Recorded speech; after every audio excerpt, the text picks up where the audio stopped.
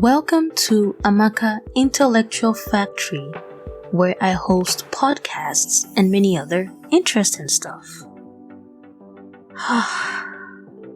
Well, after a careful deliberation, I have decided to not post up what I initially intended to be parts 3, 4, and 5 on this topic. With regards to B2, the gist of it is that we fell off. The problems that resulted from that, which included being threatened by a very dreadful looking, dark-skinned Nigerian man asking me to quote and unquote stay away from his girl, and an increase in hostility from her male work associates towards me left me with no other option than to leave the job, especially after a grueling 2-hour interrogation that literally left me begging to never work there again.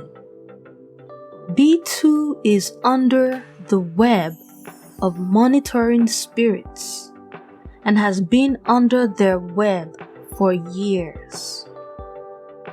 They first tried to get to me to sabotage B2 and I, but it failed. Then they turned to her, and every arrow they shot hit its target.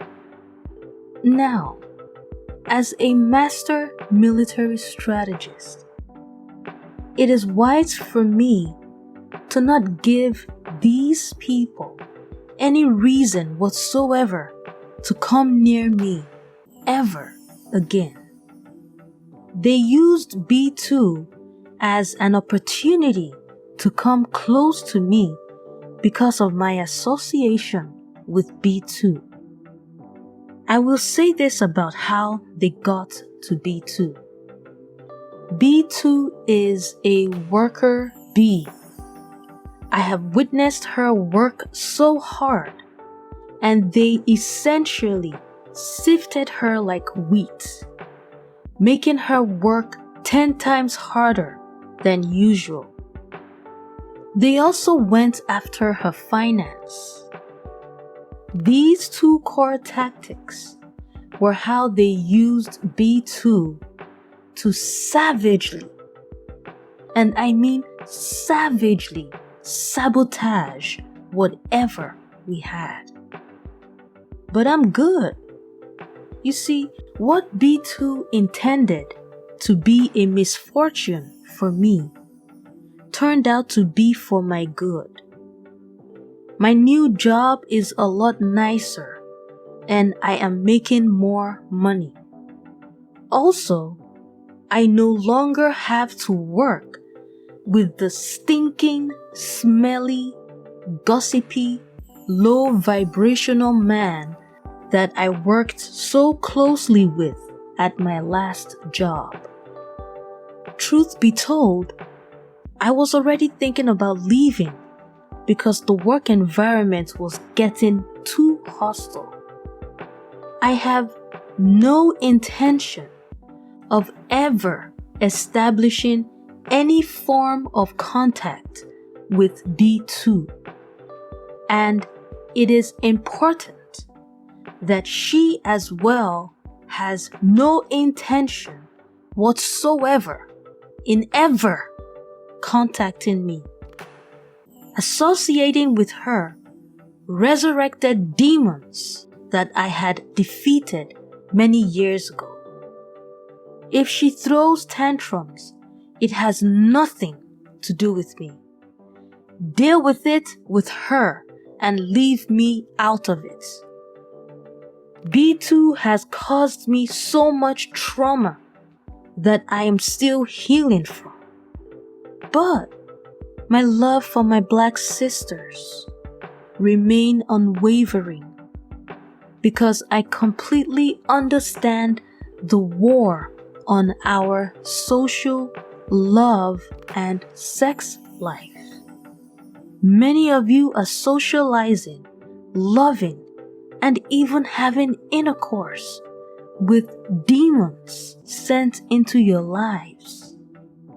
I am speaking from personal experience of their failed attempts to cunningly enter my life.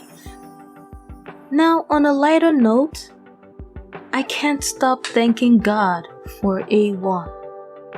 She has my loving heart, and she is truly an angel. What happened between B2 and I would never have happened between A1 and I. And trust me, till today, they are still trying to put animosity in A1's heart towards me, but to no avail. Yet with B2, every single arrow they shot hit its target. And that is because of the type of person she is. I have to say, B2 is very deceptive in appearance and presentation. Amos chapter 3 verse 3 asks, "Can two walk together unless they agree?" And as we all know, birds of the same feather flock together. Contrary to the saying, opposite attract. Opposites do not attract. Rather, like and like attract. I was blessed to get out of that web of chaos with B2. But I'm traumatized by the whole situation, though I see it as yet another teachable moment for me. Ironically, few months back, I was talking about the lesbian relationship between Princella and B. Taylor and how it turned ugly real quick. I have made it pretty obvious that I intend to date black women moving on. Not just women, but black women. That is the affection my heart yearns for. And since I decided and declared this intention, I have been studying black female relationships. And my oh my, do we have a long way to healthy, multiple sisterhoods of love for one another, platonic and non-platonic. We are too toxic to ourselves, especially in the West. Too many of us are groomed, indoctrinated to hate and wreck other black women. Black sisters who express love for other black sisters are viewed as hostile by non-black women. This brings me to the major part of my message, which is Ogo Umunwai.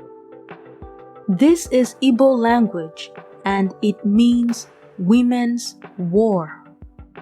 You see, in November of 1929, Igbo women in southern Igbo land demonstrated against unfair colonial taxation on Igbo women.